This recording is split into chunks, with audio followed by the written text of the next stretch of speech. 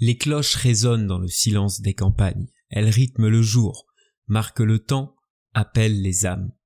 Elles ne sonnent pas seulement pour prier, elles sonnent pour vivre.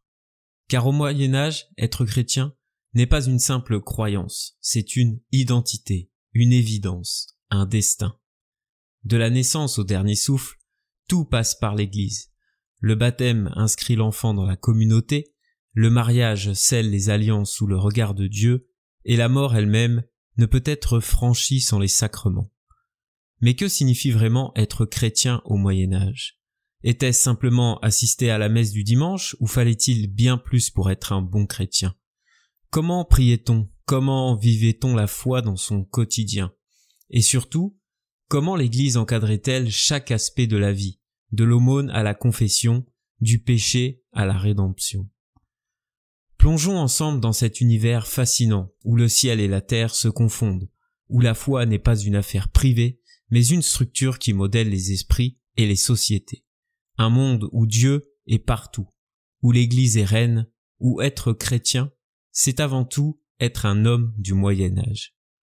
Bienvenue dans ce voyage à travers le temps, où nous allons découvrir ce que signifiait vraiment être chrétien au Moyen-Âge. Bienvenue dans l'histoire sans complexe.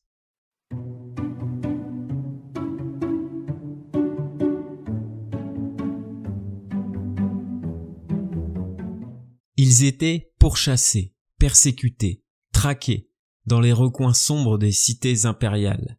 Ils priaient en secret dans les catacombes, dans la nuit des âmes, fuyant la fureur des dieux anciens. Leurs martyrs tombaient dans les arènes, livrés aux fauves et aux lames des gladiateurs, témoins d'une foi qu'on voulait éteindre dans le sang. Mais le sang des martyrs est une semence, dit-on. Et cette semence allait donner naissance à un empire spirituel bien plus puissant que Rome elle-même.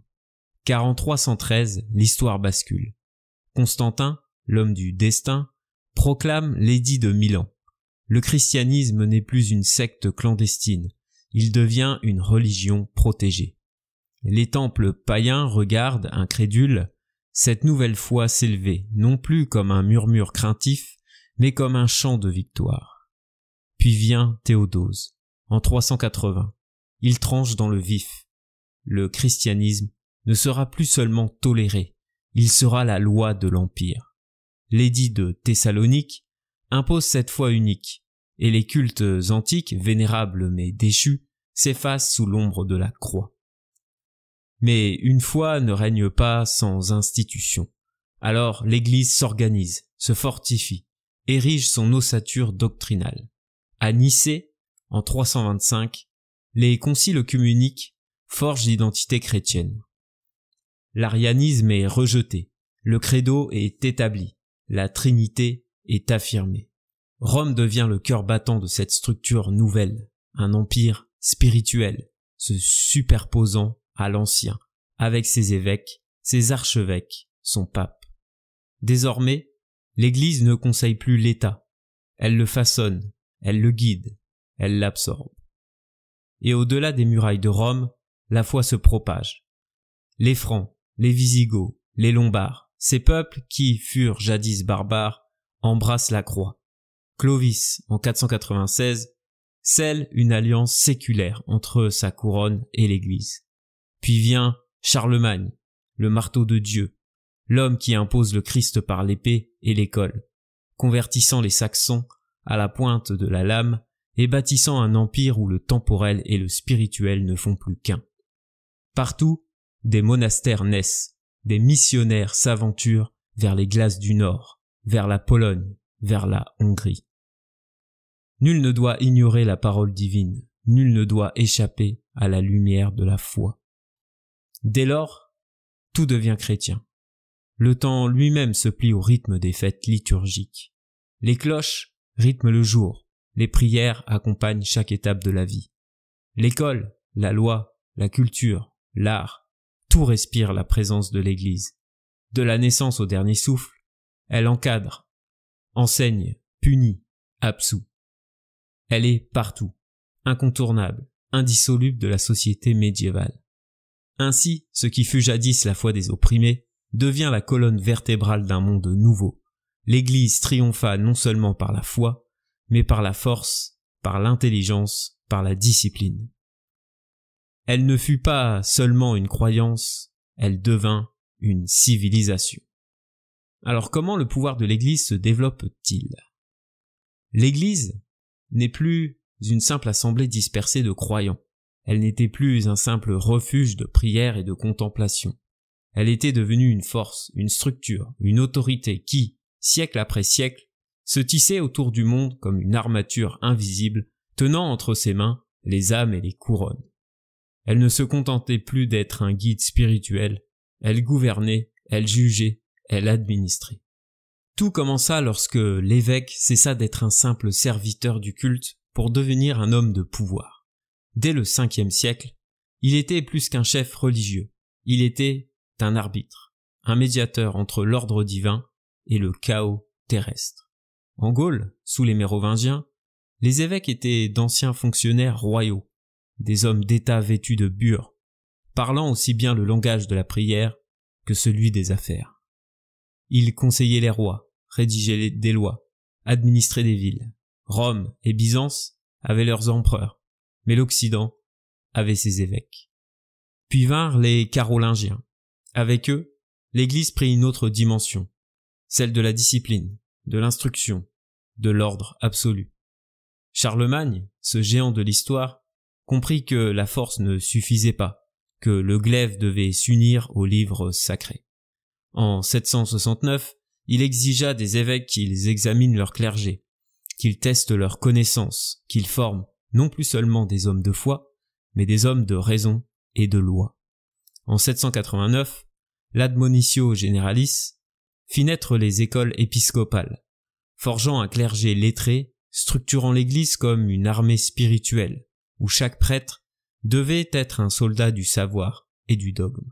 Et quand la monarchie franque voulut se donner un visage sacré, ce furent les mains des évêques qui versèrent l'huile sur le front des rois. Pépin le Bref en 751 fut sacré comme autrefois l'étaient les prophètes. Son fils, Charlemagne, en l'an 800, reçut la couronne des mains du pape lui-même. Le roi était devenu loin du Seigneur, l'Empire, un royaume chrétien, et Rome, le cœur battant du pouvoir sacré. Mais tout cela n'était qu'un prélude, car au XIe siècle, l'Église cessa de partager le pouvoir. Elle le prit. La réforme grégorienne fut son acte de naissance en tant qu'autorité suprême. En 1075, le Dictatus Papae proclama l'impensable. Le pape était au-dessus de tous les souverains. Celui-ci disait que toute puissance de ce monde doit être soumise au pape. L'Église, désormais, ne pliait plus devant les rois. Elle les jugeait, elle les excommuniait, elle les déposait. Le temps des monarques dominateurs était révolu. Innocent III régnait sur l'Europe sans couronne, mais avec un pouvoir que nul ne pouvait défier. Cette montée en puissance ne fut pas qu'une affaire de souverains et de prélats. L'Église voulait aussi s'assurer de chaque âme, de chaque village, de chaque fidèle. Les diocèses s'organisèrent, les paroisses se multiplièrent. Il ne suffisait plus de croire en Dieu, il fallait être guidé, enseigné, surveillé. Les prêtres reçurent une mission, la cura animarum, le soin des âmes. Ils devaient enseigner le credo et le pater, s'assurer que nul ne vive hors des règles du salut. Les sermons passèrent du latin aux langues vernaculaires pour que chaque homme, même ignorant, entende et comprenne. Et puis vint le concile de Latran IV en 1215. Désormais, nul chrétien ne pourrait échapper au regard de l'Église. Une confession et une communion par an devenaient obligatoires, sous peine d'excommunication. Chaque fidèle devait être rattaché à une paroisse, suivre son curé, obéir aux injonctions du clergé. Nul ne pouvait croire en dehors du cadre imposé. Ainsi, l'Église s'était bâtie pierre par pierre, décret par décret, sacre par sacre. D'une assemblée de disciples, elle était devenue une monarchie absolue, régnant sur les âmes et sur les corps, dictant la foi et la loi. Son emprise s'étendait sur l'éducation, sur la justice, sur les consciences. Plus qu'un simple guide spirituel, elle était l'ossature de la civilisation médiévale. Une institution qui ne fléchissait devant rien, qui ne laissait rien hors de son emprise, une institution qui pendant des siècles fut le véritable pouvoir de l'Occident. Après avoir vu comment l'Église s'est structurée d'un point de vue institutionnel, nous allons voir comment on devient chrétien à l'époque médiévale. Il fut un temps où l'on ne naissait pas chrétien, il fallait le devenir, par la volonté, par l'apprentissage, par un engagement conscient de l'âme et du corps. Dans les premiers siècles du christianisme, être baptisé était un choix, une décision grave, souvent prise à l'âge adulte, après une longue préparation appelée catéchuménat. Dès le IVe siècle, les candidats au baptême devaient suivre un enseignement rigoureux avant d'être jugés dignes d'entrer dans la communauté des fidèles. Et puis venait le grand jour, la nuit de Pâques ou de la Pentecôte selon la tradition qui s'installe progressivement entre le IVe et le VIe siècle. Les catéchumènes descendaient lentement dans une cuve baptismale, l'eau bénite les enveloppait, et le prêtre, d'une voix solennelle, prononçait les paroles du mystère. « Je te baptise au nom du Père, du Fils et du Saint-Esprit. » C'était une renaissance, une rupture avec l'ancienne existence. Les ténèbres du péché s'effaçaient, la lumière de Dieu prenait leur place. Alors comment expliquer que ce rituel si solennel, si ancré dans le cheminement individuel, ait peu à peu disparu au profit du baptême des nourrissons, ces enfants trop jeunes pour comprendre le poids du sacrement qu'ils recevaient? Parce que le christianisme ne pouvait plus attendre. En 496, un événement marque un tournant décisif. Le baptême du roi Clovis, relaté par Grégoire de Tours. Ce jour-là, dans la cathédrale de Reims, Clovis s'agenouille devant Saint Rémy, et avec lui, 3000 de ses guerriers plongent dans les eaux du baptême. Ils n'ont pas suivi de catéchèse approfondie, mais pour ce seul geste, la monarchie franque s'unit à l'Église. Dès lors, le baptême devient un acte de civilisation, un instrument de conquête, une clé d'unification. Pour imposer la foi, il ne suffit plus de prêcher. Il faut inscrire le christianisme dès les premiers jours de la vie. En 585, un concile réuni à Mâcon ordonne que le baptême soit conféré exclusivement le samedi de Pâques dans toute la Gaule mérovingienne, uniformisant la pratique et marquant la volonté de structurer le sacrement au niveau du royaume. Dès le VIe siècle, sous l'influence de saint Augustin, un nouveau dogme s'impose. Le baptême ne peut plus attendre. L'Église insiste sur l'urgence de cette pratique pour effacer le péché originel dès la naissance. Augustin justifie cette évolution en expliquant que la foi des parents et des parrains suppléait à celle du nourrisson. Dès lors, le baptême des enfants devient la norme. Avec l'expansion de l'Empire carolingien, cette obligation se transforme en contrainte légale. En 789, Charlemagne impose dans son Admissio Generalis que tous les nouveau-nés doivent être baptisés sans délai sous peine d'amende. Plus encore, pour les populations récemment conquises, notamment les Saxons, le refus de recevoir le baptême devient un crime passible de la peine de mort. Être chrétien n'est plus un choix, c'est une condition d'existence. Mais alors, la pratique elle-même s'adapte. L'immersion dans la cuve, imposant et solennelle, disparaît progressivement entre le 8e et le 9e siècle. Comment immerger chaque nourrisson quand les églises ne disposent pas de fonds assez grands, quand le froid des hivers rend le rituel trop dangereux? Alors, on verse l'eau sur la tête, on effleure plutôt que d'engloutir. Un concile en 796 rappelle d'ailleurs les critères de validité du baptême, insistant sur l'utilisation d'eau bénite et la prononciation correcte des paroles rituelles. Et puisque l'enfant ne peut répondre lui-même de sa foi, on lui donne des garants, le parrain et la marraine. Dès le 9e siècle, ils deviennent plus qu'un simple soutien spirituel. Ils sont des figures de protection et d'éducation religieuse. En 1215, le concile de la Trancate fixe de nouvelles règles. La personne baptisée ne peut avoir plus de 3 parrains ou marraines, en référence à la Sainte Trinité. Cette parenté spirituelle est si forte que l'Église interdit tout mariage entre leurs descendants, afin de préserver le caractère sacré de ce lien. Le baptême devient également un marqueur social et identitaire. Dès le XIIe siècle, on choisit des noms bibliques et hagiographiques pour les enfants. Jean, Pierre, Marie, Jeanne, signe visible de l'ancrage chrétien dans l'identité des fidèles. Ainsi, entre le IVe et le XIIIe siècle, le baptême passe d'un rite réservé aux adultes à une pratique universelle, imposée dès la naissance, encadrée par l'Église et inscrite dans les structures sociales et familiales.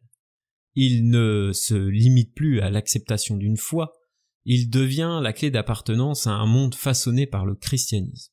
Désormais, être chrétien n'est plus une destination, c'est le point de départ.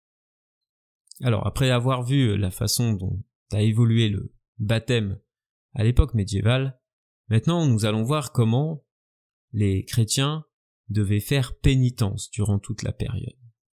Imaginez un homme courbé sous le poids du péché, avançant pieds nus sur les dalles glacées d'une cathédrale. Sur son dos, le cilice lacère sa chair. Autour de lui, les murmures fusent, les regards se détournent. Il est pénitent. Sa faute, immense aux yeux du Seigneur, l'a conduit à cet exil symbolique, loin des sacrements, loin de la communauté, suspendu dans une attente angoissante, celle du pardon.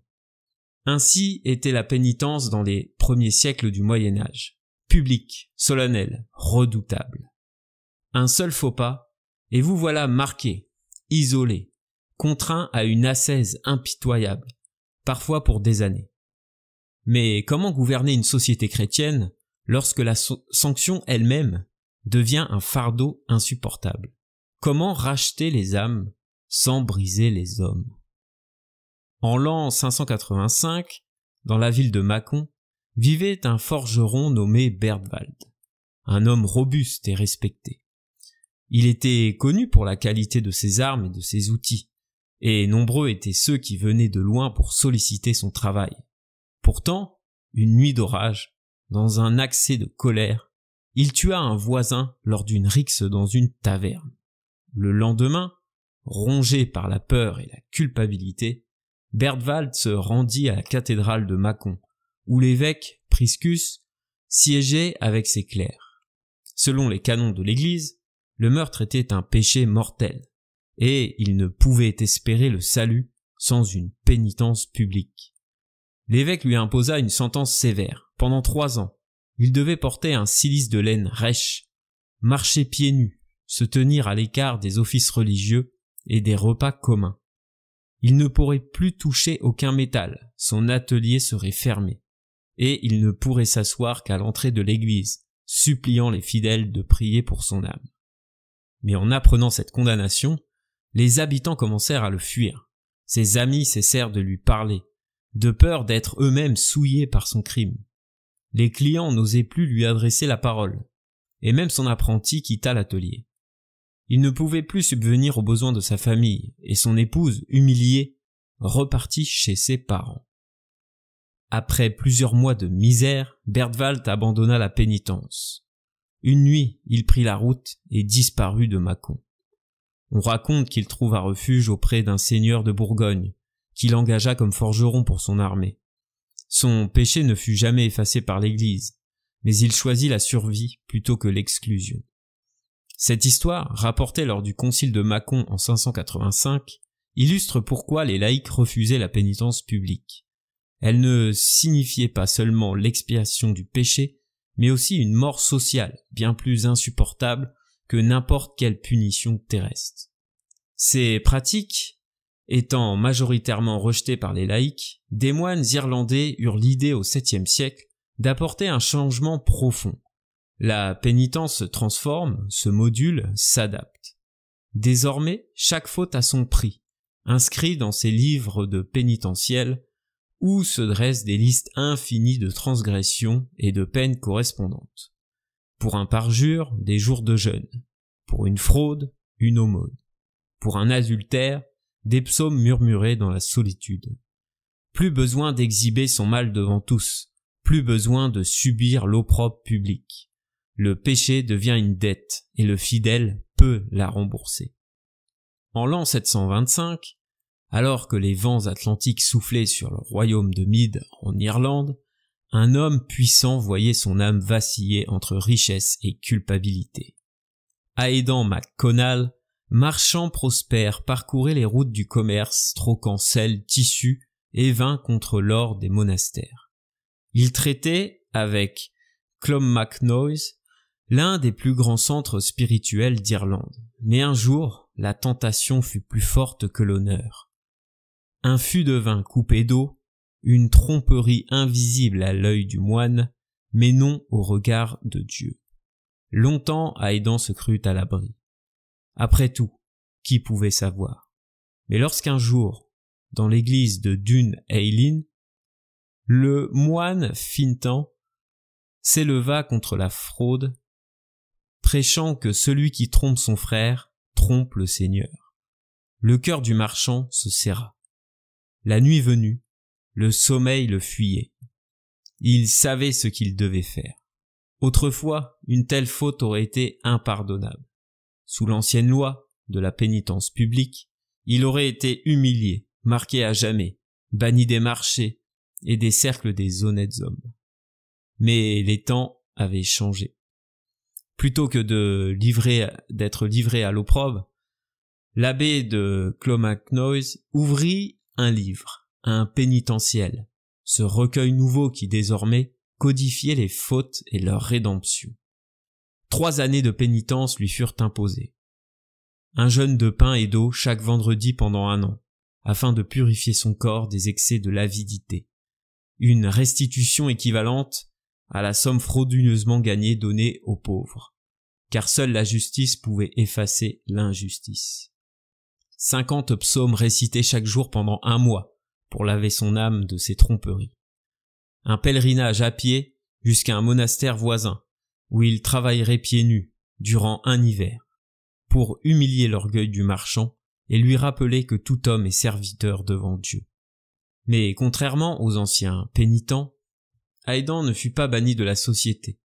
Il ne dut pas abandonner son commerce, ni porter une marque visible de son péché. Sa pénitence fut discrète, personnelle, mais rigoureuse. Ainsi se dessinait un nouveau visage de l'expiation, instauré par les moines irlandais dès le 7e siècle. La pénitence tarifée, fondée sur la proportionnalité entre la faute et la réparation, révolutionnait la manière dont l'Église encadrait les pécheurs. Loin des humiliations publiques du haut Moyen-Âge, elle permettait à tous, même aux puissants, de retrouver la grâce sans perdre leur place dans la société. Ce système, d'abord propre aux monastères celtiques, s'étendait bientôt à toute l'Europe. Il était le signe d'un christianisme qui, au fil du temps, abandonnait les peines irrévocables pour offrir un chemin de rachat et de réintégration. On ne condamnait plus l'homme à l'opprobre de ses semblables, on l'envoyait loin, vers Compostelle, Rome, Jérusalem, à travers des routes incertaines où le vent portait les prières et le doute. C'était un exil sacré, une errance rédemptrice. On le voyait partir, vêtu d'une tunique de bure, le bâton de pèlerin à la main, l'âme chargée du poids du péché. Ses pas, disait-on, laveraient sa faute. Ses prières répétées, à chaque borne de son voyage, ouvriraient les portes du pardon. Mais la route était longue, la route était rude, et l'homme est faible. Qui pouvait s'assurer que celui qui quittait son foyer en pénitent n'arriverait pas à destination en homme libre, délesté, non pas de son péché, mais de son engagement? Voyez ces pèlerins errants, ces hommes et ces femmes qui, loin du regard du prêtre, loin de l'ombre de leur clocher, se découvrent une autre existence. Dans les villes où ils passent, ils trouvent le vin plus doux que l'austérité, les rires plus tentants que les prières. À Bordeaux, à Pampelune, à Avignon, les tavernes les accueillent, les jeux s'invitent, les corps se mêlent. Qui vérifiera qu'ils marchent jusqu'à Compostelle? Qui s'assurera qu'ils prient à Saint-Pierre? Voyez Anselme de Bayeux, ce jeune clerc que son abbé avait voulu sauver par l'exil. Un pèlerinage, lui avait-on dit, rachèterait sa faute, purifierait son âme. Mais sur les routes du sud, il trouve des compagnons bien différents des moines qu'il avait côtoyés. À peine entré dans Bordeaux, il délaisse son bâton et troque son habit de pénitent pour des étoffes plus légères. Les prières se taisent, les dés roulent sur le bois des tables, l'or change de main, le vin coule. Quelques mois plus tard, l'Église le condamne. Mais il est déjà loin. Son pèlerinage n'aura été qu'une fuite, son salut, une illusion. Ainsi, ces routes censées mener à la rédemption devenaient parfois des chemins de perdition. Pour chaque pénitent sincère arrivant au seuil d'une cathédrale, il y en avait d'autres qui s'étaient perdus en chemin.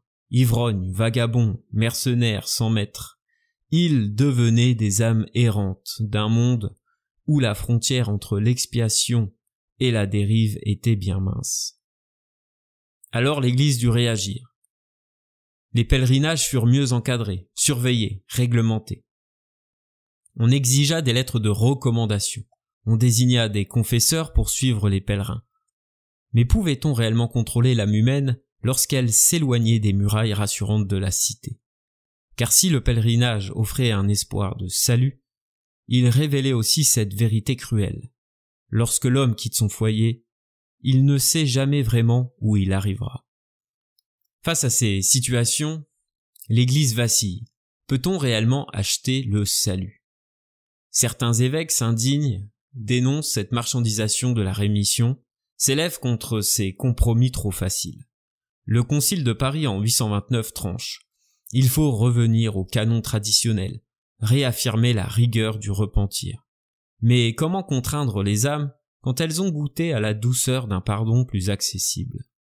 C'est alors que vient la grande mutation.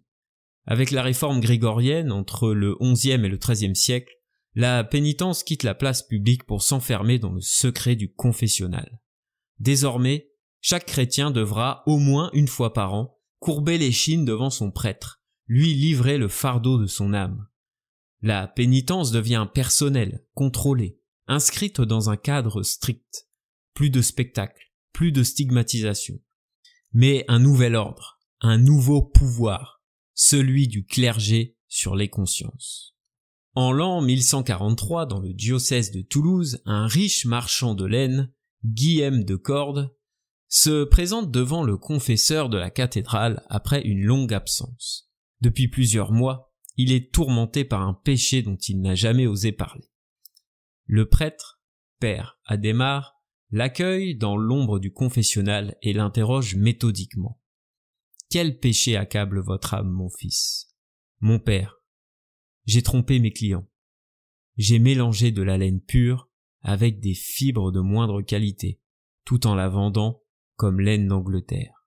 Et j'ai juré par le Christ que ma marchandise était authentique. » Le confesseur fronce les sourcils. Ce n'est pas seulement un péché de fraude, mais aussi un parjure devant Dieu. Il lui dit : « Avez-vous conscience du mal causé ? Vous êtes-vous enrichi de cette tromperie ? » ?»« Oui, mon père. J'ai gagné près de 50 sous d'or de cette façon. Regrettez-vous sincèrement cet acte ? » ?»« Je le regrette, et je suis prêt à faire pénitence. » Le prêtre évalue alors la gravité du péché et fixe la pénitence en fonction des canons. Restitution du tort causé. Guillaume devra rendre la somme gagnée frauduleusement ou, s'il ne peut retrouver ses victimes, en faire don aux pauvres. Pénitence corporelle. Pendant 40 jours, il jeûnera les vendredis et ne mangera ni viande ni vin. Pèlerinage d'expiation. Pour purifier son âme, Guillaume devra se rendre à Saint-Gilles-du-Gard, un important sanctuaire de pèlerinage en Provence. Confession publique. Puisqu'il a juré faussement, il devra se présenter un dimanche devant l'autel de l'église et avouer son erreur pour obtenir l'absolution devant la communauté. À la fin, père Adhémar pose sa main sur la tête de Guillaume.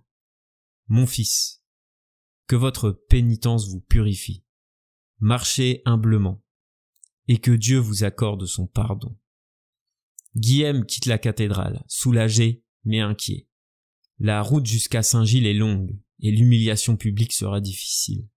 Pourtant, il sait que c'est le prix du salut.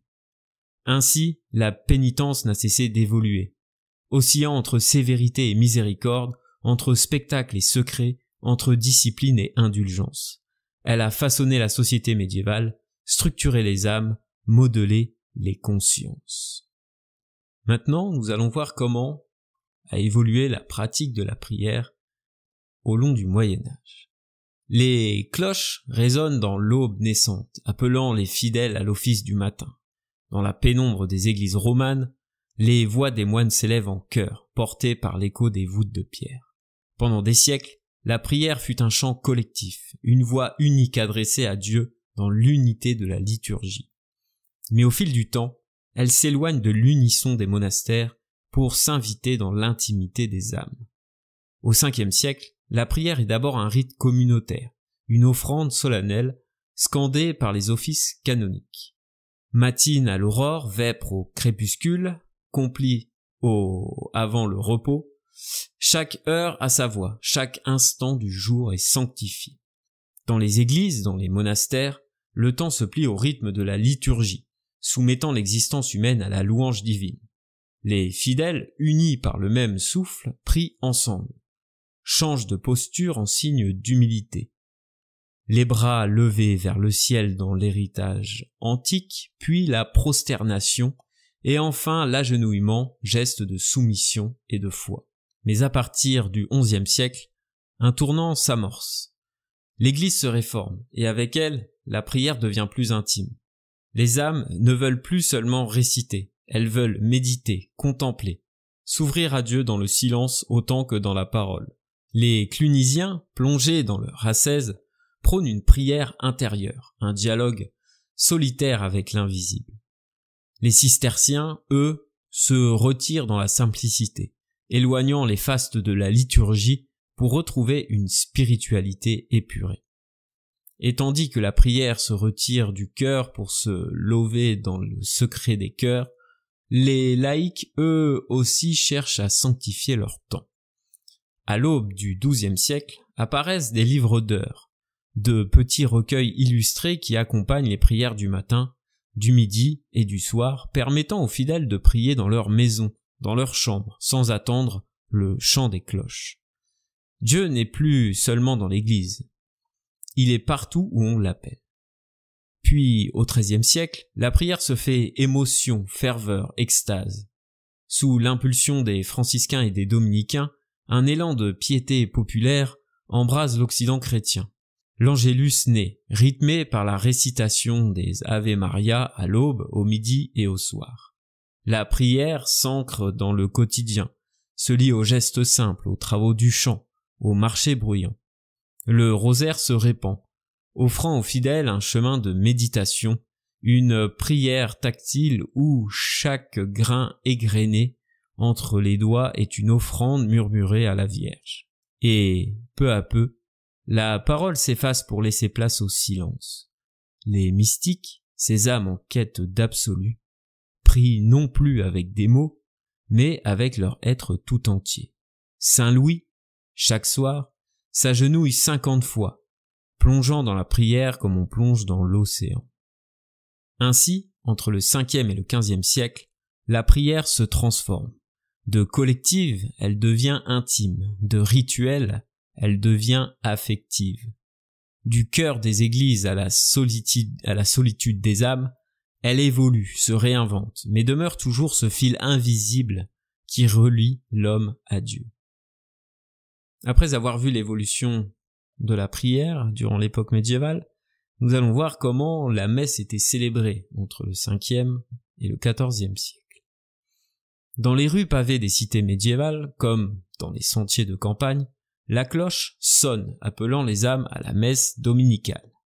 Elle résonne sur les toits des cathédrales, traverse les murs épais des abbayes, s'étire jusqu'aux villages isolés.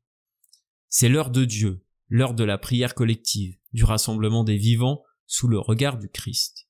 Et pourtant, au fil des siècles, cette voix céleste ne trouve pas toujours le même écho. Au VIe siècle, la messe c'est bien plus qu'un simple rituel. Elle est le cœur battant de la communauté chrétienne.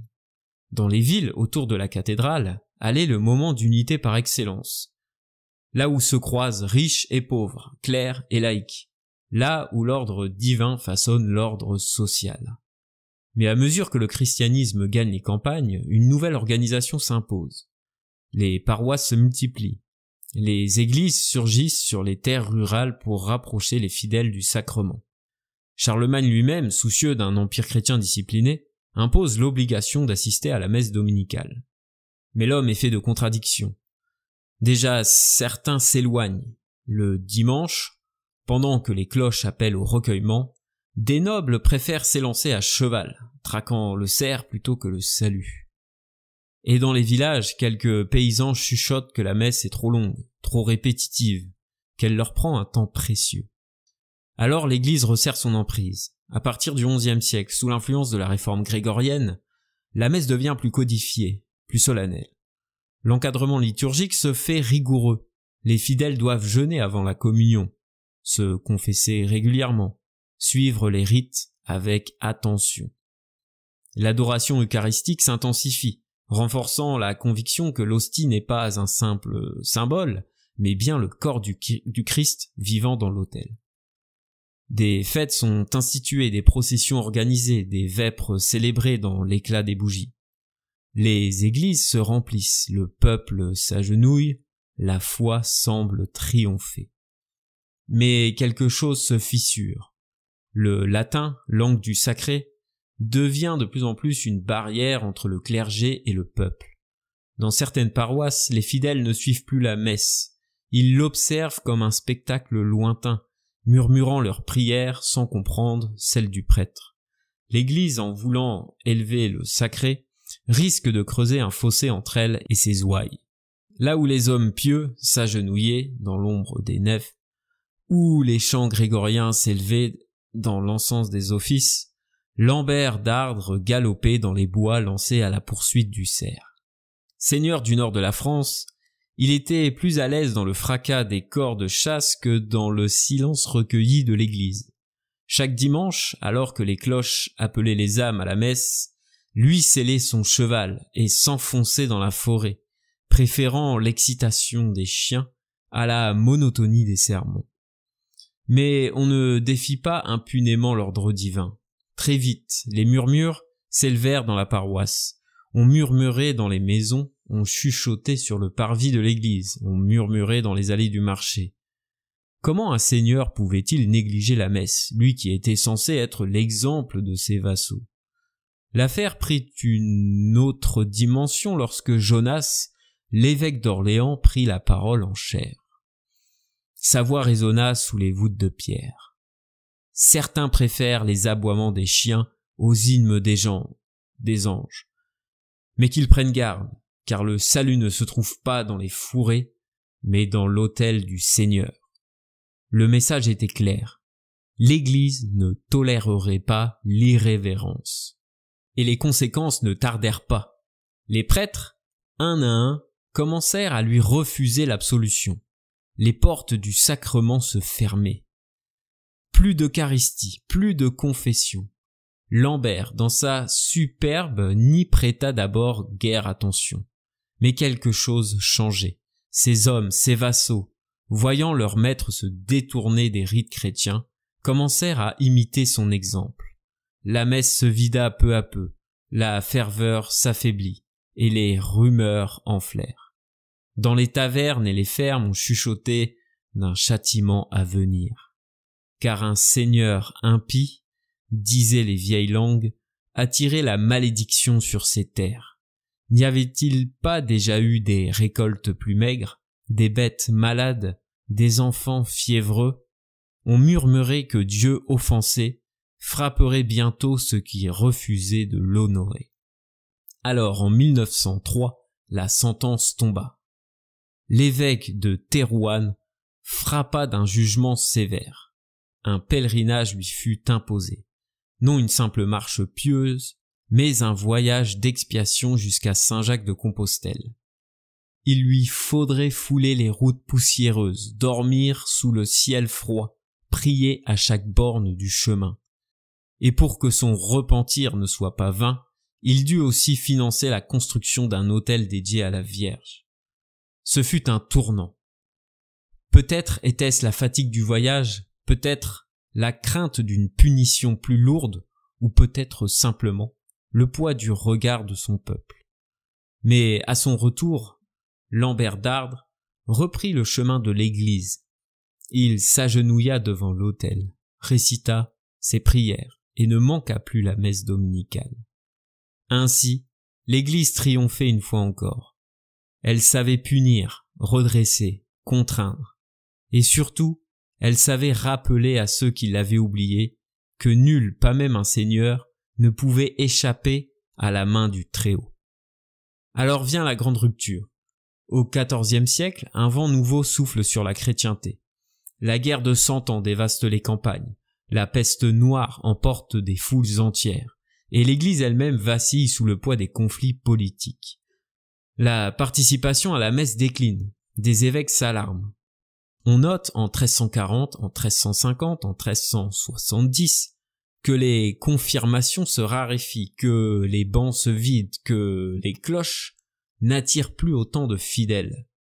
Le marché prend la place du sanctuaire. Certains quittent l'église avant même la fin du sermon pour aller boire à la taverne, au grand scandale des prédicateurs. Jean Gerson s'indigne, dénonçant ces âmes distraites qui troquent la parole divine contre les éclats de rire et les cruches pleines. En cette fin du XIVe siècle, dans une petite ville de Champagne, les fidèles affluent à l'église pour la messe dominicaine. Le prêtre monte en chaire pour commencer son sermon. Mais dès qu'il entame son discours, un groupe d'hommes se glisse discrètement vers la sortie. Parmi eux, Thibaut, un tanneur local, et Jehan, un marchand de grains, échangent un regard complice et s'éclipsent en direction de la taverne voisine, où la bière fraîche et les discussions animées les attendent. Ils savent qu'ils devront revenir avant la consécration, car comme le souligne Jean Gerson, quand les hommes entendaient la cloche annonçant l'approche de la consécration, ils se ruaient dans l'église comme des taureaux. Dans la taverne, l'ambiance est détendue. On y parle des dernières récoltes, des impôts et des rumeurs de guerre entre seigneurs voisins. Certains en profitent pour boire quelques pintes avant de revenir en hâte à l'église au moment crucial, s'assurant ainsi d'être présents lors de l'élévation de l'hostie. Pour eux, voir le corps du Christ suffit à garantir leur salut. Cette attitude ne passe pas inaperçue. Les prédicateurs, comme Pierre Aubeuf, dénoncent vivement ce comportement, accusant ses fidèles de ne pas respecter la messe, de ne respecter la messe que superficiellement, et de quitter l'église au moment où le pain devient le corps du Christ, ce qui pour eux revient à abandonner Dieu au moment le plus sacré. L'évêque local, excédé par ses habitudes, décide d'intervenir. Lors du synode diocésain de l'année suivante, il impose une amende aux fidèles pris en train de quitter la messe pour aller boire. Il exhorte également les curés à rendre leurs sermons plus courts et plus percutants, afin de limiter les désertions vers la taverne. Mais malgré ces interdictions, les habitudes ont la vie dure. Tant que l'essentiel de la messe est accompli à leurs yeux, être présent au moment de l'élévation, Thibaut et Jehan continueront à partager un verre entre deux prières, persuadés que Dieu saura être indulgent. Après avoir vu l'évolution de la messe au fil du Moyen-Âge, nous allons voir maintenant comment le chrétien pratique-t-il la charité. La charité, donc, acte et geste central dans la religion chrétienne. Les pauvres se pressent aux portes des monastères, mains tendues, espérant une miche de pain, un bol de soupe, une couverture contre le froid.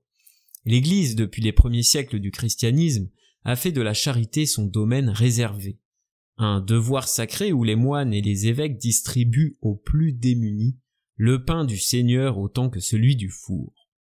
Mais au fil des siècles, la charité change de visage. Au Ve siècle, c'est dans l'ombre des cloîtres que se joue l'entraide chrétienne. Les monastères, les évêchés, les églises sont les seuls refuges des affamés, des orphelins, des malades. On y nourrit, on y soigne, on y console. Les grandes abbayes comme Cluny administrent leurs immenses domaines et redistribuent une partie de leurs richesses sous forme d'aumônes. Mais cette organisation a ses limites. À mesure que les villes grandissent, les pauvres sont de plus en plus nombreux et les besoins de plus en plus pressants. Les moines cloîtrés ne suffisent plus à répondre à la détresse urbaine. Alors peu à peu, la charité change de main. Dès le XIIe siècle, les laïcs ne se contentent plus de léguer leurs biens à l'Église en espérant le salut de leur âme, ils veulent désormais agir. Les marchands enrichis par le commerce deviennent de nouveaux bienfaiteurs. À Florence, dès 1294, la confrérie d'Or San Michele se transforme en institution de bienfaisance, apportant nourriture et vêtements aux indigents. Les franciscains et les dominicains, eux, prêchent que servir les pauvres, c'est servir le Christ, et encouragent les fidèles à donner directement, à s'impliquer dans l'aide aux miséreux. Et quand la guerre et la peste ravagent l'Occident au XIVe siècle, la charité devient une nécessité autant qu'un devoir religieux. Les villes s'organisent, les communes prennent en charge les indigents, créant des tables des pauvres, nourries par la contribution des bourgeois. Mais dans cette société qui se hiérarchise, la question se pose. Qui mérite vraiment l'aide? Doit-on nourrir l'homme valide qui refuse de travailler? L'oisif est-il un pauvre ou un parasite? Ainsi naît la distinction entre les pauvres méritants et les autres, ceux qui ne méritent pas. Et certains prêcheurs n'hésitent plus à refuser l'aumône à ceux qui ne prouvent pas leur détresse. Mais la charité n'est pas qu'affaire d'anonymes. Les rois et les princes, eux aussi, montrent l'exemple. Saint Louis, vêtu simplement, sert lui-même les pauvres à table, soigne les lépreux, finance des hospices. En 1125, Philippe d'Alsace, comte de Flandre, affronte la disette en nourrissant 100 pauvres par jour à Bruges, imposant même la culture de légumes à croissance rapide pour éviter la famine. Ainsi, du haut Moyen-Âge au XVe siècle, la charité est passée des cloîtres aux villes, des moines aux marchands, des simples aumônes aux institutions structurées. D'un acte purement religieux, elle est devenue un enjeu social, une marque de prestige, un devoir politique. Elle n'est plus seulement un devoir de foi, elle est le reflet d'un monde qui change, d'une société qui s'organise, où donner n'est plus seulement une offrande à Dieu, mais une responsabilité envers les hommes. Pour terminer et conclure ce podcast, nous allons terminer sur la fin de vie, sur la mort. Comment préparait-on sa mort chrétienne au Moyen-Âge? Les cloches résonnent dans la brume du matin, leurs chants graves se mêlant aux soupirs des vivants et aux prières des mourants. Dans ce monde médiéval où la mort n'est jamais loin, où la peste, la guerre et la faim rappellent chaque jour la fragilité de l'existence, il n'est d'enjeu plus grand que le salut des âmes. L'Église, gardienne des âmes et porteuse du dernier viatique, veille sur les derniers instants comme elle veille sur l'au-delà. De l'ombre des cryptes aux vastes cathédrales, des confessions arrachées aux mourants aux messes chantées pour les trépassés, la mort médiévale est un rituel, une traversée, un combat. Au haut Moyen-Âge, la mort n'est pas un simple passage, elle est un jugement, un face-à-face terrible avec Dieu, où chaque âme redoute la sentence éternelle. Jonas d'Orléans, au IXe siècle, exhorte les fidèles à méditer sur leur propre trépas, à craindre l'instant où l'archange pèsera leur faute. Alcuin de York lui confesse son effroi face à l'ombre du jugement dernier. Ainsi, mourir chrétien signifie se préparer, expier, se purifier avant l'ultime instant. L'Église veille. Au IXe et Xe siècle, les réformes carolingiennes structurent les rites funéraires. L'évêque Théodulphe d'Orléans impose que chaque mourant reçoive 3 sacrements essentiels, la confession, l'extrême onction et l'Eucharistie, viatique sacré vers l'au-delà. Mais la pénitence publique pèse encore sur les âmes. Qui reçoit l'absolution doit souvent renoncer à ses droits civils, se coupant du monde des vivants avant même de quitter la terre. Au XIIe siècle, un bouleversement profond ébranle la vision médiévale de l'après-vie. Le purgatoire apparaît. Désormais, la justice divine ne s'exerce plus seulement en enfer ou au paradis, mais aussi dans un espace intermédiaire où l'âme se purifie avant d'atteindre la lumière divine. Cette révélation transforme les rituels. Les vivants ont un rôle à jouer. Ils peuvent soulager les morts. Les prières ne sont plus seulement un hommage, elles deviennent un moyen d'intercession, une monnaie d'échange pour le salut. Dès 998, Odilon de Cluny instaure la commémoration des morts le 2 novembre, un jour entier dédié aux trépassés où l'Église s'emploie à alléger les souffrances des âmes en attente de rédemption. Les messes funéraires prolifèrent, les familles commandent des prières, des indulgences, des donations pour écouter et pour écourter le séjour de leurs défunts dans l'au-delà. La mort devient une négociation où le rachat des péchés passe par la piété des survivants. Dans les monastères et les cathédrales, les ars moriendi, ces arts de bien mourir, enseignent aux fidèles comment affronter leur dernier souffle, confesser ses fautes, réciter les psaumes, se soumettre au sacrement. Tels sont les derniers gestes du mourant chrétien. On ne meurt plus seul, on meurt accompagné par l'Église. Au début du Moyen-Âge, les morts reposent hors des villes, dans les nécropoles éloignées, respectant une tradition antique. Mais dès le 8e siècle, l'Église impose une nouvelle règle. Être enterré près des reliques des saints garantit une protection spirituelle. Les églises deviennent des sanctuaires pour les âmes, et bientôt, les cimetières paroissiaux naissent aux portes des sanctuaires. À partir du XIIIe siècle, la séparation entre riches et pauvres se creuse même dans la mort. Les puissants obtiennent le privilège d'être ensevelis à l'intérieur des églises, au plus proche du divin. Les nobles et les évêques, eux, ne se contentent plus d'une simple tombe. Ils veulent une effigie, un monument, une présence.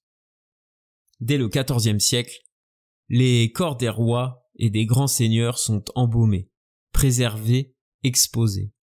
La mort n'est plus seulement un passage, elle devient une mémoire, un spectacle. Mais l'Église ne règne pas sans partage sur l'imaginaire des fidèles. Au XIVe siècle, la peste noire, la guerre de 100 ans, les famines successives plongent l'Occident dans une angoisse collective. Les cadavres s'amoncellent, les cimetières débordent, la mort devient une compagne quotidienne. Les prédicateurs enflamment les esprits, multiplient les avertissements. Souvenez-vous que vous allez mourir. Partout, l'iconographie macabre envahit les fresques. Les danses macabres font valser paysans et rois dans l'étreinte froide du trépas. L'homme médiéval se sait mortel, et il veut préparer son âme avant que le glas ne sonne pour lui. La réponse des fidèles? La multiplication des messes, des aumônes, des indulgences.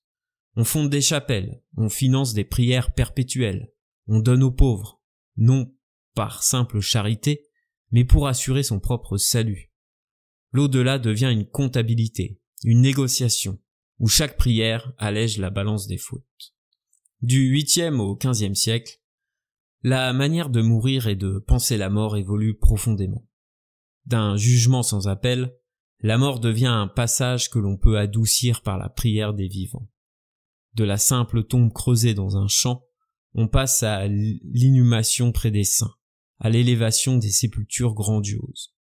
De l'extrême onction donnée dans la hâte, on passe au traité sur l'art de bien mourir, où chaque instant est sacré, chaque prière, une clé pour l'au-delà. Mais si les rites évoluent, une certitude demeure. Nul n'échappe à la mort, ni le roi, ni le paysan, ni l'évêque, ni le pape. Et dans ce Moyen-Âge où l'éternité se prépare dès la naissance, l'Église demeure la seule lumière dans l'ombre du dernier voyage.